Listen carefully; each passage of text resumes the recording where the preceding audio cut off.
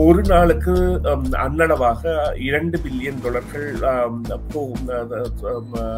பொருள் பரிமாற்றம் நடக்கின்ற ஒரு நாடு.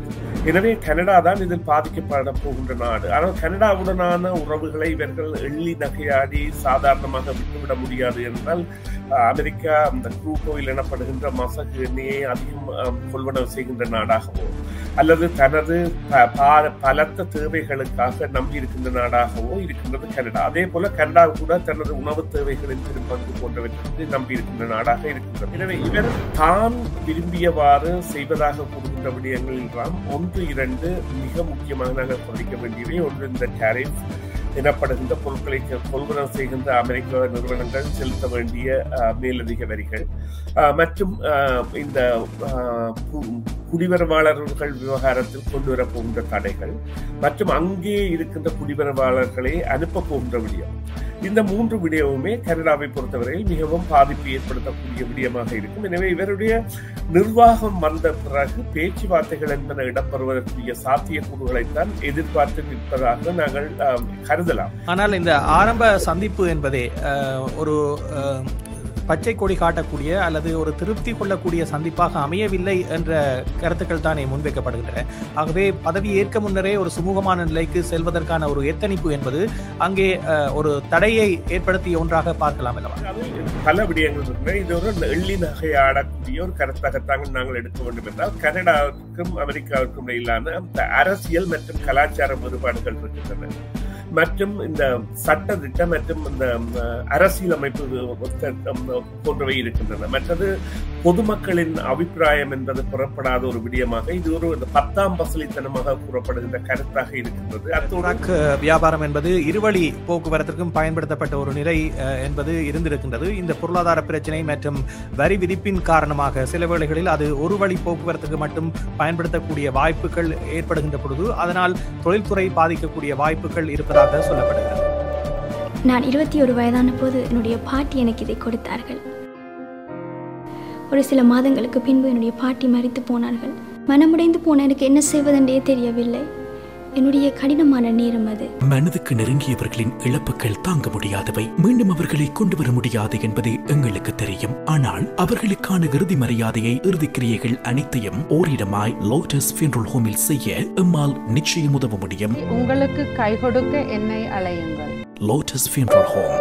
FM 101.3 CMR தமிழ் FM கேட்டுக்கொண்டிருக்கிறீர்கள். உங்கள் அனைவரையும் மீண்டும் செய்தியின் பின்னணி நிகழ்ச்சியில் சந்திப்பதில் மிக்க மகிழ்ச்சி அடைகின்றோம். இன்றைய செய்தியின் பின்னணி நிகழ்ச்சியில் தற்பொழுது பரபரப்பாக பேசப்படுகின்ற அமெரிக்க கனடாவுக்கு இடையிலான உறவு நிலை தொடர்பாகவும் பேச இருக்கின்றோம். அமெரிக்கா விதிக்க இருக்கின்ற வருமான வரி அல்லது டாரிஃப் என்று சொல்லப்படுகின்ற வரி ஏற்றுமதிக்கான வரியாக இருக்க போகிறது. இந்த ஏற்றுமதி வரி காரணமாக எவ்வாறான பாதிப்புகள் கனடாவுக்கு ஏற்பட போகின்றன, மெக்சிகோவுக்கு ஏற்பட போகின்றன, அதே நேரத்தில் அமெரிக்கா மெக்சிகோவில் இருந்து இறக்குமதி செய்யப்படுகின்ற பொருட்கள் எவ்வாறு கனடாவை வந்தடைய போகின்றன போன்ற கேள்விகள் இருக்கின்றன.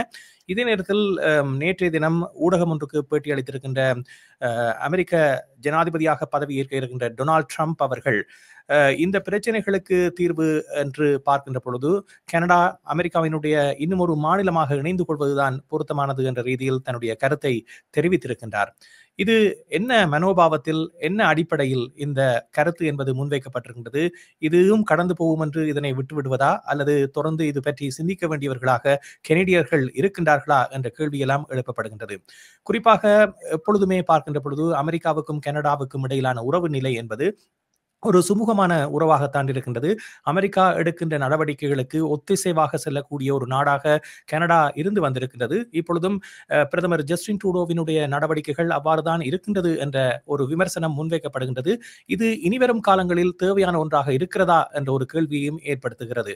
காரணம், அமெரிக்கா இவ்வாறான ஒரு அதிரடி முடிவுகளை எடுக்கின்ற பொழுது கனடா தொடர்ந்தும் இதை பார்த்து கொண்டு அதற்கு ஒத்திசைந்து போகக்கூடிய ஒரு நாடாக இருப்பதனால் கனேடியர்கள் எவ்வாறான பாதிப்புகள் உள்ளாக போகிறார்கள் என்ற கேள்விகள் எல்லாம் எழுப்பப்பட்டிருக்கின்ற நிலையில் இது குறித்து தான் இன்றைய நிகழ்ச்சியில் நாங்கள் பேச இருக்கின்றோம். காலை வேளையில் எங்களோடு சுரேஷ் தர்மா இணைந்திருக்கின்றார். அவரை சந்திக்கின்றோம். இனிய காலை வணக்கம் சுரேஷ். இனிய காலை வணக்கம் ராம். இனிய காலை வணக்கம் நேர்களே. ஆமாம். இந்த டாரிஃப் என்பது பல பிரச்சனைகளை இப்பொழுது ஏற்படுத்தி இருப்பதாக பார்க்கலாம். உடனடியாகவே ஜஸ்டின் ட்ரூடோ மற்றும் சக முக்கிய அமைச்சர்கள் அமெரிக்க ஜனாதிபதியினுடைய இல்லத்துக்கு சென்று சந்திப்புகளை மேற்கொண்டாலும் அவர் இதில் விட்டுக் கொடுப்பவராக இல்லை என்று வருகின்ற செய்திகள் தெரிவிக்கின்றன. ஆகவே இந்த வரி என்பது நடைமுறைப்படுத்தத்தான் போகின்றது. ஏனென்றால் அமெரிக்க பொருளாதாரத்தை அவர்கள் மிகவும் சிறப்பாக கொண்டு வருவதற்கு இது ஒரு இன்றியமையாத தேவையாக இருப்பதாக சொல்லப்படுகின்றது. இதனால் பாதிக்கப்பட போகின்ற நாட்டின் வரிசையில் கனடா இருப்பதாக சொல்லப்படுவதில் உண்மை இருக்கிறதா, அல்லது அமெரிக்கா விதிக்கின்ற இந்த வரி காரணமாக அமெரிக்க பொருளாதாரம் சீரடைகின்ற பொழுது அது கனடாவுக்கும் நன்மைகளை அளிக்கும் என்று நீங்கள் எதிர்பார்க்கின்றீர்களா? நிச்சயமாக கனடாவை பொறுத்தவரையில் இது நன்மை அளிக்கக்கூடிய ஒரு விவகாரமாக இல்லை. இந்த 2 விடயங்களை தொட்டு சென்றிருக்கின்றீர்கள். முதலாவது விடயமாக இருப்பது இந்த 51வது மாகாணமாக அல்லது மாநிலமாக இணைவது. இரண்டாவது இந்த டாரிஃப் தொடர்பான பிரச்சினை.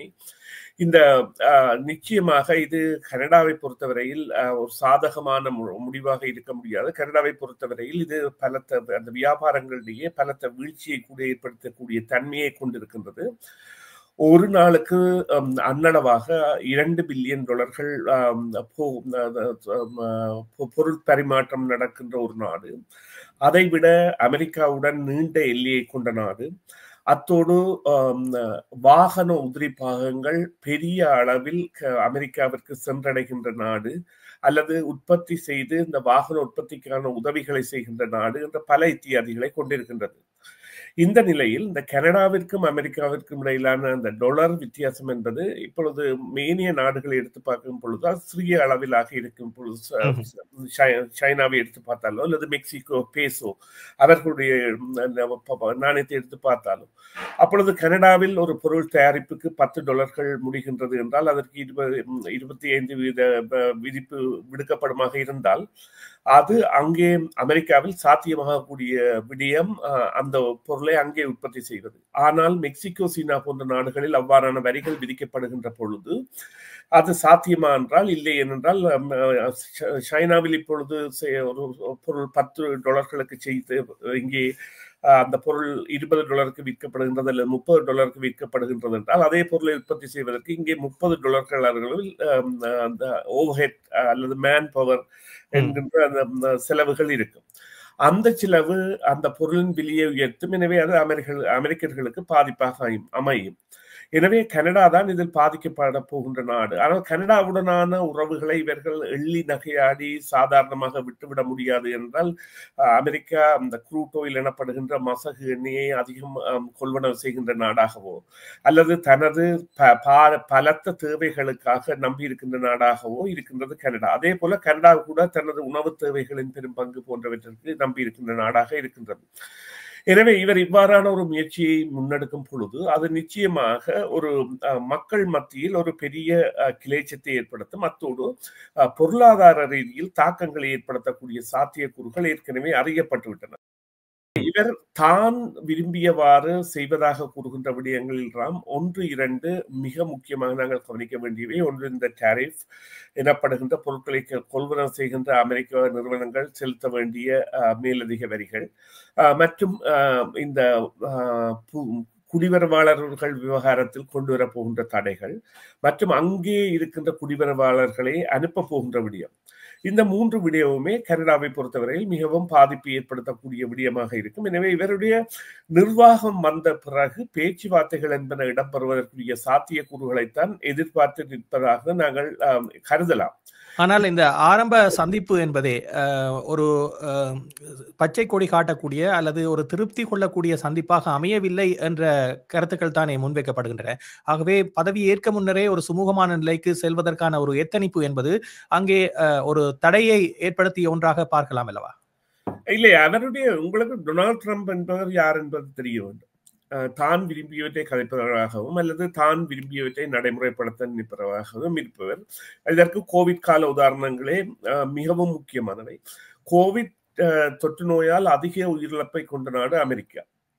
இருந்த பொழுதிலும் அவர்கள் குறிப்பிட்ட விடயம் வேக்சினுக்கு எதிர்ப்பான கருத்துக்களையும், இல்லை நீங்கள் அதாவது மலசல கூடம் போன்றவற்றில் தொற்று நோக்கி கிருமிகளாக பாவிப்பதை குடியுங்கள் என்று ஒரு ஜனாதிபதி கூறுவாராக இருந்தால் அவருடைய அந்த நிகழ்வு தன்மை அல்லது அவருடைய யதார்த்த தன்மை என்பது எவ்வாறு என்பதை நீங்கள் புரிந்து கொள்ள வேண்டும். ஆனால் அவருக்கு பின்னே அணி திரண்டவர்களாக அவருக்கு வாக்களித்த மக்கள் இன்றும் அவரை ஆதரித்து பேசிக் கொண்டிருக்கின்ற பொழுது இப்பொழுது கனடா 51வது மாநிலமாக இணைத்துக் கொள்ளப்பட வேண்டும் என்ற ஒரு கருத்தை முன்வைத்திருப்பது என்பது ஏற்கனவே அமைதியாக இருக்கின்ற 2 நாடுகளினுடைய தன்மையை மாற்றக்கூடிய ஒரு கருத்தாக பார்க்கலாமா?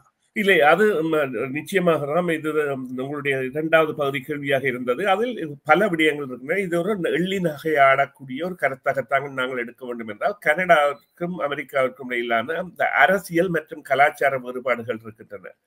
மற்றும் இந்த சட்டத்திட்டம் மற்றும் இந்த அரசியலமைப்பு போன்றவை இருக்கின்றன. மற்றது பொதுமக்களின் அபிப்பிராயம் என்பது புறப்படாத ஒரு விடயமாக இது ஒரு 10ஆம் பசலித்தனமாக கூறப்படுகின்ற கருத்தாக இருக்கின்றது. அத்தோடு இந்த வரலாற்று ரீதியாக பார்த்தால் ஒரு காலகட்டத்தில் கனடா கூட அமெரிக்காவுடன் போரிட்டதாகவும் அல்லது வெள்ளை மாளிகை என்ற பெயரை அமெரிக்க ஜனாதிபதி பெற்றதற்கான காரணமாக அந்த கனேடியர்களின் அதனை எரித்ததால் அது சாம்பல் நிறமாக வந்ததால் தான் அவ்வாறான பெயர் வந்ததான நிகழ்வுகளும் இருக்கின்றன.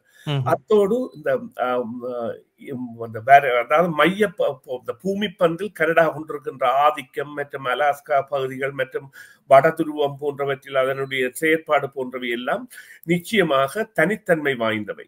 அத்தோடு கனடா ஆனது பல முன்னுதாரணங்களை கொண்டிருக்கின்றது. அமெரிக்கா போன்று அல்ல. அதாவது இந்த பார்லிமெண்டரி சிஸ்டம் அல்லது அந்த இவர்கள் இப்பொழுது இந்த பிரித்தானிய முறைமையை பயன்படுத்துவது, மற்றது கனடாவிற்கு என்று 2ஆம் மொழி இருக்கின்றது. அதை விட ஒரு சுமார் 10-11 மொழிகளோ அல்லது 15 மொழிகளோ பெரும்பான்மையாக வந்த திட்டங்கள் இருக்கின்றன. அதை விட இந்த பூர்வீக குடிகளை மதிப்பதில் கனடா அமெரிக்காவில் இருந்து எவ்வளவோ மேம்பட்டு நிற்கின்றது. அத்தோடு இந்த தனித்தன்மை பேணுவதில் அல்லது இந்த போர் நடைபெறுகின்ற நாடுகளில் அது பங்கு வகிக்கின்ற தன்மை என்பவற்றில் நேட்டோ தவிர்ந்த நிலையில் அதனுடைய நிலைப்பாடு என்பது மாறுபட்டு நிற்கின்றது. எல்லாத்திற்கும் மொத்தமாக இந்த கனடாவின் இந்த பல்கலாச்சார தன்மை, மல்டி கல்ச்சர்சம் மற்றும் இந்த குடிவரவு தன்மை என்பது உலகின் முதலாயதாக இருக்கின்றது. ஆனால் இவ்வளவு சிறப்புகளையும் தனித்துவத்தையும் கொண்டிருக்கின்ற கனடா இப்போதைய நிலையில் பார்க்கின்ற பொழுது ஏனைய நாடுகளில் ஒரு ஆளுமை மிக்க நாடாக இல்லாமல் தொடர்ந்து ஏனைய நாடுகள் சொல்லுகின்றவற்றுக்கு செவி சாய்ப்பதாக அல்லது அடிபணிந்து போகக்கூடிய ஒன்றாக மாறி வருகின்றதோ என்ற ஒரு அச்சம் என்பது கனடியர்கள் மத்தியில் இருக்கிறது. அதற்கு ஜஸ்டின் ட்ரூடோ அவர்களுடைய தலைமைத்துவம் தான் காரணம் என்ற குற்றச்சாட்டும் முன்வைக்கப்படுகிறது.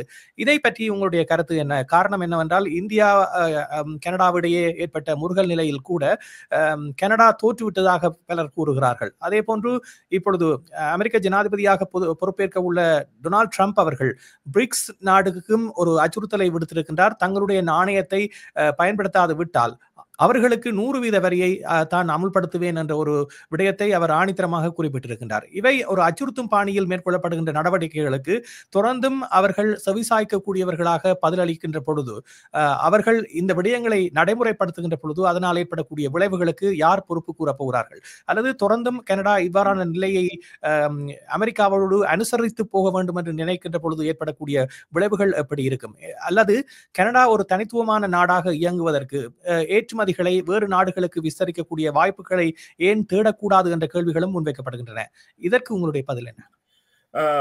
இந்த விடயத்தில் நீங்கள் 2-3 விடயங்களை தொட்டு சென்றிருக்கிறீர்கள். முதலாவது விடயமாக குறிப்பாக அதாவது கனடா பலவீனப்பட்டு விட்டதா என்பதும், 2வது விடயமாக இந்த பிரிக்ஸ் சம்பந்தமானதும், 3வது விடயமாக கனடா எவ்வாறு தனது வர்த்தக பிரசன்னத்தை விஸ்தரிக்கலாம் என்பது குறித்தும். முதலாவது விடயத்தை நாங்கள் பார்ப்போமாக இருந்தால், கனடா இந்த அதிக குடிவரவாளர்களை வாங்கியதனாலும் அதனுடைய திட்ட அமைப்புகளில் அதனுடைய அரசு இயந்திரத்தில் உள்ள பலவீனம். இப்பொழுது கூறுங்கள், இந்த பெருந்தொற்று நோய் காலத்தில் கொடுக்கப்பட்ட சிறு வியாபாரங்களுக்கு கொடுக்கப்பட்ட கடன்கள் என்பன அரசு திட்டம். அதாவது அதற்கு பொறுப்பானவர்கள் ரெவென்யூ கனடா. அவர்கள் மீதான பழி அல்லது குடிவரவு சார்ந்த விடயத்தில் திட்டமிட்டே நடத்தப்பட்ட ஒரு சதி அல்லது ஒரு பிரதேசத்திலிருந்து அதிகமானவர்களை எடுத்தது தொடர்பான விவகாரங்கள் எல்லாம் ஜஸ்டின் ட்ரூடோ மீதான குற்றச்சாட்டுகளாக இருந்தாலும் அவை விசாரிக்கப்பட வேண்டியவை, அவை நடைபெற்றவதற்கான ஒட்டுமொத்த பொறுத்து. இவ்வாறு ஒரு ரயில் விபத்து நடைபெற்றால் ரயில்வே அந்த விபத்து வந்து அங்கே உள்ள ஒரு அதிகாரியின் கவனக்குறைவால் நடைபெற்றிருந்தால் கூட உயிரிழப்பு காணப்படும் இடத்து ரயில்வே அமைச்சர் உடனடியாக ராஜினாமா செய்வது தார்மீக கடமை போன்ற ஒரு பாணியில். ஆனால் இப்பொழுது இந்த குடிவரவாளர் பிரச்சனைக்கு இன்றைய தினம் பார்த்தீர்கள் என்றால் ராய்ட்டர்ஸ் செய்தி நிறுவனத்திடம் அவர்கள் கட்டணம் செலுத்தி விளம்பரங்களை இப்பொழுது பிரசுரிக்கிறார்கள். காரணம், இனி கனடா குடிவரவாளர்களை முன்னர் போன்று அனுமதிக்காது என்றும் அகதி கோரிக்கைகளை சமர்ப்பிப்பது என்பது மிக கடினமான ஒன்றாக மாறி இருக்கிறது என்ற ஒரு விடயத்தையும் உலக பரப்புக்கு கொண்டு செல்ல ஒரு ஊடகமாக அந்த ஊடகத்தை பயன்படுத்தி விளம்பரம் செய்கின்றார்கள். இது கனடாவினுடைய ஒரு வீழ்ச்சி போக்கை அல்லது கனடாவினுடைய இயலாமையை காட்டுகின்ற ஒன்றாக பார்க்கலாம் அல்லவா? இல்லை, கனடா வந்து இப்பொழுது அதாவது சீர்திருத்தத்திற்கு உட்படுத்தப்பட வேண்டிய துறையில் முக்கியமாக உள்ளது குடிவரவுத்துறை என்பது அடையாளம் காணப்பட்டிருக்கிறது. அதை செய்கின்றார்கள். அதாவது வந்து ஒரு நடைமுறை சாத்தியம் உள்ள விடயத்தை அல்லது பிராக்மேட்டிக் சொல்யூஷன் என்கின்ற, அதாவது வந்து சாத்தியத்திற்கு உள்ளாக்கக்கூடிய ஒரு திட்டத்தை அவர்கள் நடைமுறைப்படுத்தப்படுகின்ற பொழுது எதிர்த்தரப்புகளால் இவ்வாறான குற்றச்சாட்டுகள் கூறப்படுவதும் இனவாத கருத்துக்கள் கூட பரப்பப்படுவதும் உண்மை. இங்கே அந்த அடி தளம் என்பது கண்டறியப்பட வேண்டும். திட்டங்கள் மலினப்படுத்தப்பட்டு விட்டன அல்லது திட்டங்கள் மறைமுகமாக, அதாவது பேட் ஆக்டர்ஸ் என்று குறிப்பிட்டது போல திட்டமிட்ட சூத்திரதாரிகளால் பாவிக்கப்பட்டு விட்டது. அது குறித்த ஒரு வெள்ளை விசாரணை, அதாவது ஒரு நேர்முகமான விசாரணை தேவை. மற்றது நீங்கள் இரண்டாவது விடயத்திற்கு வந்தீர்கள், பிரிக்ஸ்.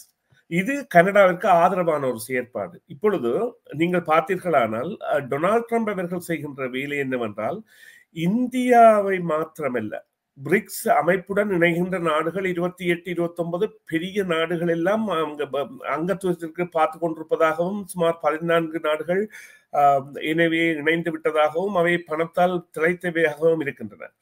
இவர் இவ்வாறு 100% வரியை விதிப்பாராக இருந்தால் ரஷ்யா ஒரு பெரிய தலைமையாக உருவெடுக்கும் என்பதில் எந்தவித சந்தேகமும் இல்லை.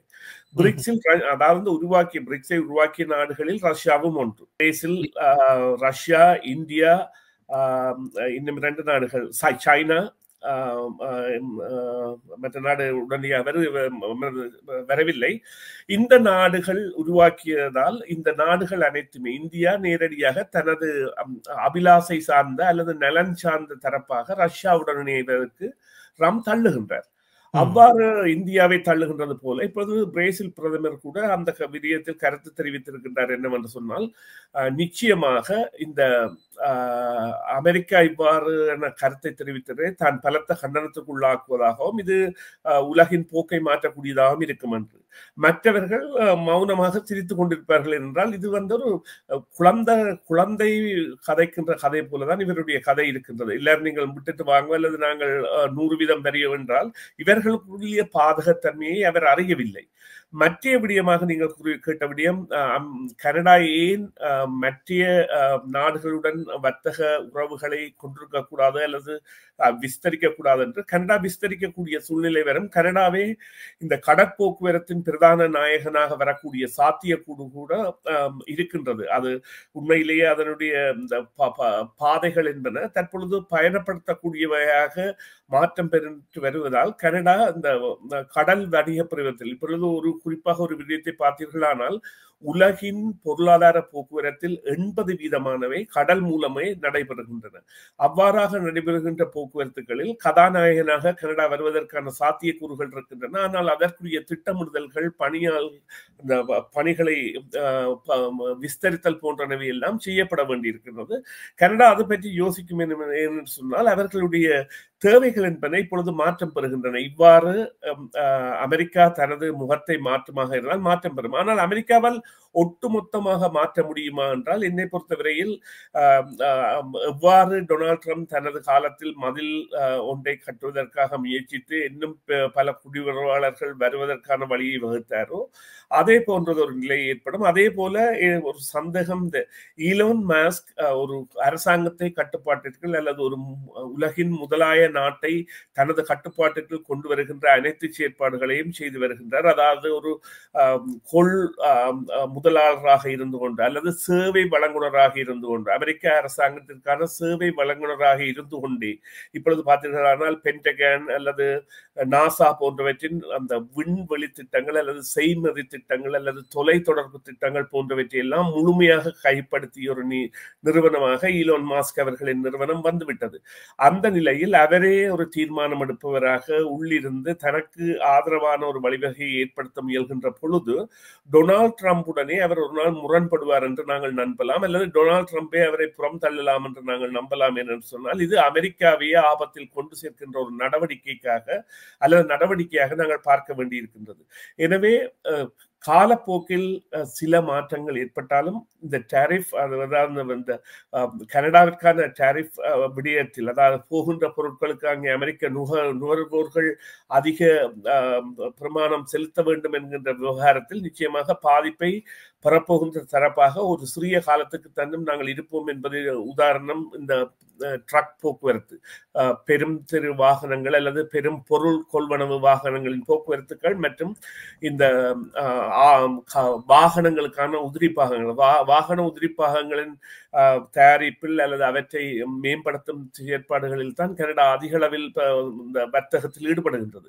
இவைகளில் எல்லாம் உடனடியாக ஒரு தாக்கம் வரக்கூடிய சாத்தியக்கூறு இருக்கின்றது. ஆனால் அதிலும் முக்கியமாக இந்த ட்ரக் வியாபாரம் என்பது இருவழி போக்குவரத்திற்கும் பயன்படுத்தப்பட்ட ஒரு நிலை என்பது இருந்திருக்கின்றது. இந்த பொருளாதார பிரச்சனை மற்றும் வரி விதிப்பின் காரணமாக சில வேளைகளில் அது ஒரு வழி போக்குவரத்துக்கு மட்டும் பயன்படுத்தக்கூடிய வாய்ப்புகள் ஏற்படுகின்ற பொழுது அதனால் தொழில்துறை பாதிக்கக்கூடிய வாய்ப்புகள் இருப்பதாக சொல்லப்படுகிறது. ஆமாம், அதைத்தான் நாங்கள் நேரடியாக கூறலாம். கனடா இவ்வாறு இவர் பதவிக்கு வந்தவுடன் இவ்வாறான ஒரு திட்டத்தை செயற்படுத்துவராக இருந்தால் ஒரு பொருளாதார வீழ்ச்சிக்கு செல்லக்கூடிய அல்லது பொருளாதார நெருக்கடிக்கு செல்லக்கூடிய ஒரு தற்காலிக தன்மையை ஏற்படுத்தும் என்றால் அதற்குரிய திட்டங்களை கனடா கூட வகுக்க வேண்டிய தேவை ஏற்படும். சில வேளைகளில் கனடா ஒரு தனித்துவமான நாடாக பல பத்தாண்டுகளுக்கு வரக்கூடிய திட்டங்களை கூட அது வகுக்கலாம் என்றால் இவ்வாறான எதிர்காலத்தில் கூட இவ்வாறான நிலைமை ஏற்படாமல் தடுப்பதற்காக குறிப்பாக கூறுவீர்களானால் ஒரு சுய நிர்ணயம் உள்ள ஒரு சுயாட்சி உள்ள ஒரு அதாவது தனது வரவு செலவுகளை கட்டுப்படுத்தக்கூடிய அல்லது அதனை நிர்வகித்து வருகின்ற ஒரு நாட்டின் மீது இவ்வாறான ஒரு கருத்தை ஒரு அண்டை நாட்டு ஜனாதிபதி கூறுவாராக இருந்தால் ஒன்றில் அவருக்கு அவருடைய பார்வை சரியில்லை அல்லது கனடா எச்சரிக்கையாக இருக்க வேண்டும். ரெண்டும் இருக்கின்றது. எனவே கனடா அவருடைய பார்வை சரியில்லை என்று தவிர்த்து விட்டு இருப்பதை விட எச்சரிக்கையான நடவடிக்கைகளிலும் ஈடுபட வேண்டும் என்று சொன்னால் அவர்கள் தங்கியிருப்பது எங்களிலும் நாங்கள் தங்கியிருப்பது அவர்களிடம் என்பது சற்றே விலக வேண்டிய தேவைகள் இருக்கின்றன. ஆமாம், கனடாவில் போதிய வளங்கள் இருக்கின்ற பொழுதும் அந்த வளங்களை அமெரிக்கா பயன்படுத்தி கொண்டு மீண்டும் கனடாவுக்கே அந்த வரிகள் மற்றும் சுமைகளை அதிகரிப்பது என்பது ஏற்றுக்கொள்ள முடியாத ஒன்றாக இருக்கின்றது. அண்மையில் ஜஸ்டின் ட்ரூடோ அவர்கள் ஒரு விடயத்தை குறிப்பிட்டிருக்கின்றார். குறிப்பாக விவசாய பொருட்களுக்கான அதிக கேள்வி என்பது இந்தோனேஷியா போன்ற நாடுகளில் கூடுதலாக இருப்பதாக அவர் குறிப்பிட்டிருக்கின்ற ஒரு விடயம் என்பது இந்த விடயத்தினுடைய தாக்கமாகவும் பார்க்கக்கூடிய ஒன்றாக இருக்கின்றது. ஆகவே கனடா வேறு நாடுகளுக்கும் பொருட்களை ஏற்றுமதி செய்யக்கூடிய வழிவகைகளை ஏற்படுத்த வேண்டும். அதன் மூலமாக கனடாவும் ஒரு தன்னிறைவான ஏற்றுமதி பொருளாதாரத்தை தன்னகத்தை வைத்துக் கொள்ளக்கூடிய வாய்ப்புகள் எதிர்காலத்தில் ஏற்படக்கூடிய வாய்ப்புகளும் இதன் மூலமாக திறக்கப்படக்கூடிய சந்தர்ப்பமும் இருக்கிறது. இதனை எவ்வாறு கனடாவும் அமெரிக்காவும் கையாளப் போகின்றன என்பதுதான் இன்றைய கேள்வியாகவும் இருக்கின்றது. நிகழ்ச்சியில் கலந்து கொண்டு பல விவரங்களை தந்த உங்களுக்கு நன்றி சுரேஷ். மீண்டும் நாங்கள் விரிவாக மற்றொரு நிகழ்ச்சியில் பேசுவோம். நன்றி ராம், நன்றி நேர்களே, மீண்டும் ஒரு பொழுதில் சந்திப்போம். CMR யூடியூப் சேனலில் இணைந்திருக்கும் நேர்கள் அனைவருக்கும் எமது நன்றி. காமெண்ட்ஸ் பகுதியில் உங்கள் கருத்துக்களை தெரிவிக்க தவறாதீர்கள். முக்கிய செய்திகள், காணொளி தொகுப்புகள், நேர்காணல் என பலதரப்பட்ட அம்சங்களையும் உங்களுக்காக தருகின்றது CMR யூடியூப் சேனல். CMR என்று சர்ச் செய்து எமது யூடியூப் சேனலை சப்ஸ்கிரைப் பண்ணுங்கள். உங்கள் உற்றார் உறவினர் நண்பர்களோடும் இந்த காணொளி தொகுப்புகளை பகிர்ந்து கொள்ளுங்கள். அருகில் இருக்கின்ற முக்கிய காணொளி தொகுப்புகளையும் தவறவிடாமல் பாருங்கள்.